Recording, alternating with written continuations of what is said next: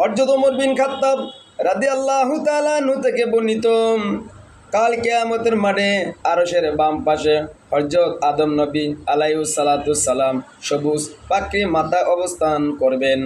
তখন নিজের চোখে দেখতে পাবেন নিজের সন্তানের ভিতরে কে জাহান্নামে যাচ্ছে আর কে জান্নাতে যাচ্ছে। তখন হঠাৎ দেখতে পাবেন মুহাম্মদ সাল্লাল্লাহু আলাইহি সাল্লামের এক উম্মতকে ফেরেশতারা টেনে জাহান্নামে দিয়ে নিয়ে যাচ্ছেন। তখন আদম নবী সাল্লাল্লাহু আলাইহি সাল্লাতু সালাম বলবেন, ইয়া মুহাম্মদ সাল্লাল্লাহু আলাইহি সাল্লাম। যখন তিনি এইভাবে চিৎকার মারবেন, আমার রাসূল বলবেন, লাব্বাইকা লাব্বাইকা ইয়া আবুল বশর। এইভাবে বলবেন, আপনার উম্মতকে ফেরেশতারা জাহান্নামের দিকে নিয়ে যাচ্ছেন।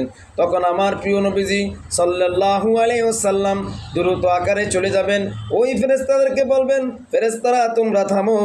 আর ফেরেশতারা বলবে, আমরা দুনিয়ার কোনো মানুষের কথা শুনি না, আমরা হলাম আল্লাহ নিযুক্ত ফেরেশতা, আল্লাহ পাকের রব্বুল আলামিন হাবিব দু জাহানের বাদশা নবী মুহাম্মদুর রাসূলুল্লাহ সাল্লাল্লাহু আলাইহি সাল্লাম সেজদায় পড়ে যাবেন আর বলবেন, আল্লাহ আপনি তো দুনিয়ার জমিনে বললেন আমাকে কোনো একটা উম্মতের জন্য পেশার করবেন না।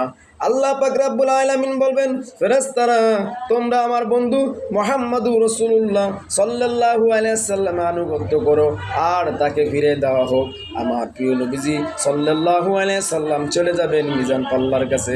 মিজান পাল্লার কাছে গিয়ে জুব্বা মুবারকের ডাইন জুব্বা মুবারক থেকে একটি সাদা কাগজ তুলে মিজানের পাল্লায় দিবেন, আর নেকের পাল্লা ভারী হয়ে যাবে, গুনার পাল্লা হালকা হয়ে যাবে।